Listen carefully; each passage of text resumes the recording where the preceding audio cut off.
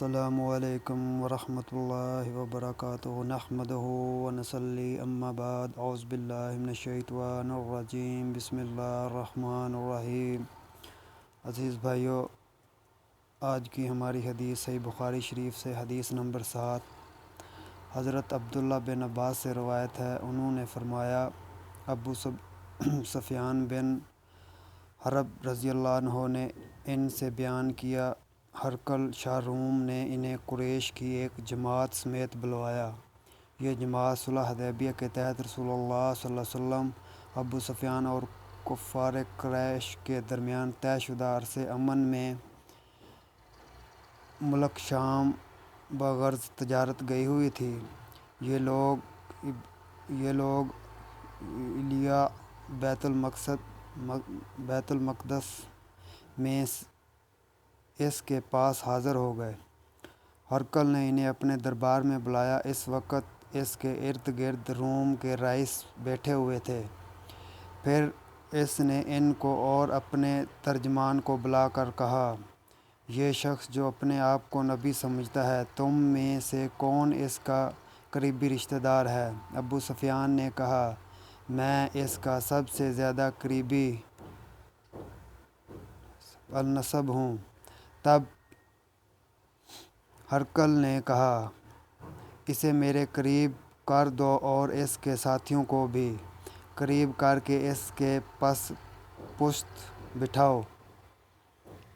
اس کے بعد ہرقل نے اپنے ترجمان سے کہا، ان سے کہو کہ میں اس شخص سے، اس آدمی نبی صلی اللہ علیہ وسلم کے متعلق سوال کروں گا۔ اگر یہ غلط بیانی کرے تو تم لوگوں نے اسے جھٹلا دینا ہے۔ ابو سفیان کہتے ہیں، اللہ کی قسم، اگر جھوٹ بولنے کی بدنامی کا خوف نہ ہوتا تو میں آپ کے متعلق یقیناً جھوٹ بولتا۔ ابو سفیان رضی اللہ عنہ کہتے ہیں، اس کے بعد پہلا سوال جو ہرقل نے مجھ سے آپ کے بارے میں کیا، یہ تھا کہ تم لوگوں میں اس کا نسب کیسا ہے؟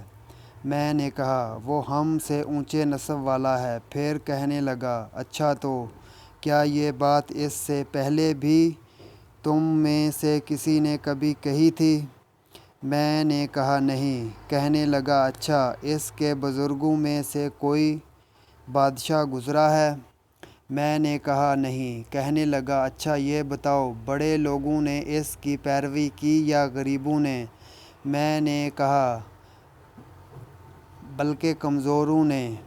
کہنے لگا، اس کے پیروکار دن بدن بڑھ رہے ہیں یا کم ہو رہے ہیں؟ میں نے کہا، بلکہ ان کی تعداد میں اضافہ ہو رہا ہے۔ کہنے لگا، کیا اس دین میں داخل ہونے کے بعد کوئی شخص اس دین سے برگزشتہ ہو کر مرتد بھی ہو جاتا ہے؟ میں نے کہا، نہیں۔ کہنے لگا، اس نے جو بات کہی ہے، کیا اس دعوے نبوت سے پہلے تم لوگ اسے جھوٹ سے متہم کرتے تھے؟ میں نے کہا، نہیں۔ کہنے لگا، کیا وہ بدعہدی کرتا ہے؟ میں نے کہا، نہیں۔ البتہ ہم لوگ اس وقت اس کے ساتھ صلح کی ایک مدت گزار رہے ہیں، نامعلوم اس میں وہ کیا کرے گا۔ ابو سفیان کہتے ہیں، اس فقرے کے سوا مجھے اور کہیں اپنی طرف سے بات داخل کرنے کا موقع نہیں ملا۔ کہنے لگا، کیا تم لوگوں نے اس سے جنگ لڑی ہے؟ میں نے کہا، جی ہاں۔ اس نے کہا، پھر تمہاری اور اس کی جنگ کیسی رہی؟ میں نے کہا، جنگ ہم دونوں کے درمیان برابری کی چوٹ ہے۔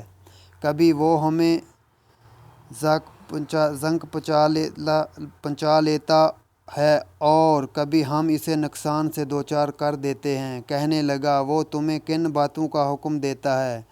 میں نے کہا، وہ کہتا ہے، صرف اللہ کی عبادت کرو، اس کے ساتھ کسی چیز کو شریک نہ کرو، اور اپنے باپ دادا کی شرکیہ باتیں چھوڑ دو، اور وہ ہمیں نماز، سچائی، پرہیزگاری، پاک دامنی اور قربت داروں کے ساتھ حسن سلوک کا حکم دیتا ہے۔ اس کے بعد ہرقل نے اپنے ترجمان سے کہا، تم اس شخص ابو سفیان سے کہو کہ میں نے اس شخص نبی صلی اللہ علیہ وسلم کا نسب پوچھا تو تم نے بتایا کہ وہ اونچے نسب کا ہے، اور دشواری یہی ہے کہ پیغمبر ہمیشہ اپنی قوم کے اونچے نسب میں بھیجے جاتے ہیں، اور میں نے تم سے دریافت کیا کہ آیا یہ بات اس سے پہلے بھی تم میں سے کسی نے کہی تھی؟ تم نے بتلایا نہیں۔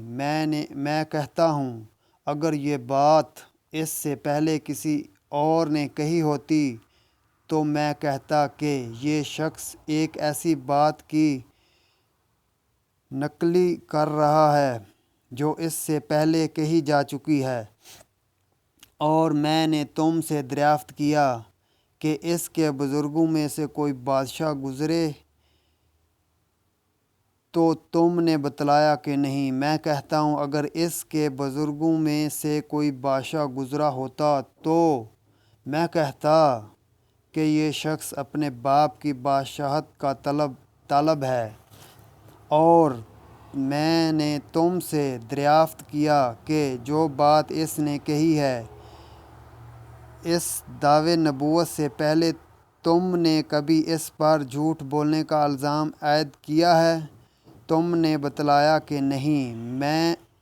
میں اچھی طرح جانتا ہوں کہ ایسا نہیں ہو سکتا کہ وہ لوگوں پر جھوٹ باندھنے سے تو پرہیز کرے لیکن اللہ پر جھوٹ بولے۔ میں نے تم سے یہ بھی دریافت کیا کہ بڑے لوگ اس کی پیروی کر رہے ہیں یا کمزور، تو تم نے بتلایا کہ ناتواں لوگوں نے اس کی پیروی کی، اور حقیقت یہی ہے کہ اس قسم کے لوگ ہی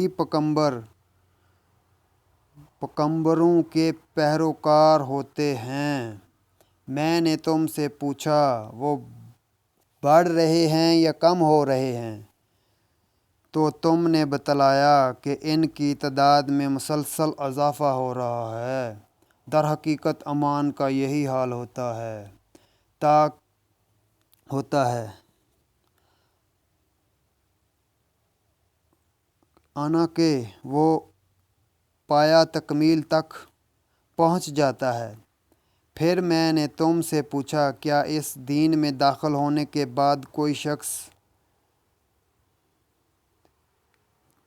متعرف ہو کر مرتد بھی ہوتا ہے؟ تو تم نے بتلایا کہ نہیں، اور ایمان کا حال یہی ہوتا ہے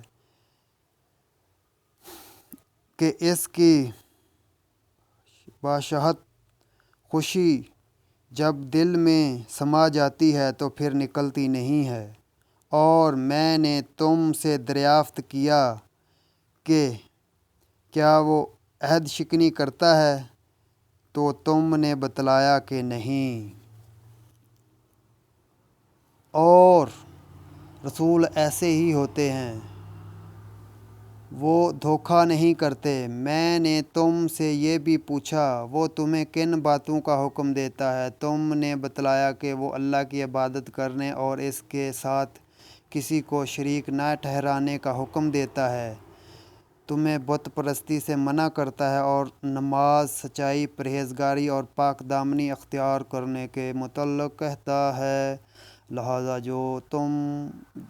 جو کچھ تم نے بتایا ہے اگر وہ صحیح ہے تو یہ شخص بہت جلد اس جگہ کا مالک ہو جائے گا جہاں میرے یہ دونوں قدم ہیں۔ میں جانتا تھا کہ یہ نبی آنے والا ہے، لیکن میرا یہ خیال نہ تھا کہ وہ تم میں سے ہوگا۔ اگر مجھے یقین ہوتا کہ میں اس کے پاس پہنچ سکوں گا تو اس سے ملاقات کی زحمت ضرور اٹھاتا، اور اگر میں اس کے پاس مدینے میں ہوتا تو ضرور اس کے پاؤں دھوتا۔ اس کے بعد ہرقل نے رسول اللہ صلی اللہ علیہ وسلم کا وہ خط منگوایا جو آپ نے دیا کلبی رضی اللہ عنہ کے ذریعے سے حکم بصری کے پاس بھجوایا تھا اور اس نے وہ خط ہرقل کو پہنچا دیا۔ ہرقل نے اسے پڑھا۔ اس میں لکھا تھا: شروع اللہ کے نام سے جو بڑا مہربان نہایت رحم والا ہے۔ اللہ کے بندے اور اس کے رسول محمد صلی اللہ علیہ وسلم کی طرف سے ہرقل عظیم شاہ روم کے نام، اس شخص پر سلام جو ہدایت کی پیروی کرے۔ اس کے بعد میں تجھے کلمہ سلام لا الہ الا اللہ محمد رسول اللہ کی دعوت دیتا ہوں۔ مسلمان ہو جاؤ تو محفوظ رہے گا۔ اللہ تعالیٰ تجھے دوہرا اجر دے گا۔ اگر تو یہ بات نہ مانے تو تیری رعایا کا گناہ بھی تجھی پر ہوگا۔ اور اے اہل کتاب، ایک ایسی بات کی طرف آ جاؤ جو ہمارے اور تمہارے درمیان یکساں ہے۔ ہم اللہ کے سوا کسی اور کی عبادت نہ کریں اور اس کے ساتھ کسی چیز کو شریک نہ ٹھہرائیں، اور ہم میں سے کوئی اللہ کے سوا ایک دوسرے کو اپنا کارساز نہ سمجھے۔ چنانچہ اگر یہ لوگ العرض کریں تو صاف کہہ دو کہ گواہ رہو، ہم تو فرما بردار ہیں۔ ابو سفیان رضی اللہ عنہ نے کہا: جب ہرقل جو کہنا چاہتا تھا کہہ چکا اور خط پڑھ کر فارغ ہوا تو وہاں آوازیں بلند ہوئیں اور بہت شور مچا اور ہم باہر نکال دیے گئے۔ میں نے باہر آ کر اپنے ساتھیوں سے کہا: ابو قبشہ کے بیٹے کا معاملہ بڑا زور پکڑ گیا ہے۔ اس سے تو رومیوں کا بادشاہ بھی ڈرتا ہے۔ اس روز کے بعد مجھے برابر یقین رہا کہ اس رسول کا دین غالب آ کر رہے گا، یہاں تک کہ اللہ تعالیٰ نے میرے اندر اسلام اجاگر کر دیا۔ دوستو، یہ تھی آج کی ہماری حدیث۔ اس ویڈیو میں بس نصف حدیث ہم نے بیان کی ہے۔ ویڈیو لمبی ہو جانے کی وجہ سے پوری بیان نہیں کی۔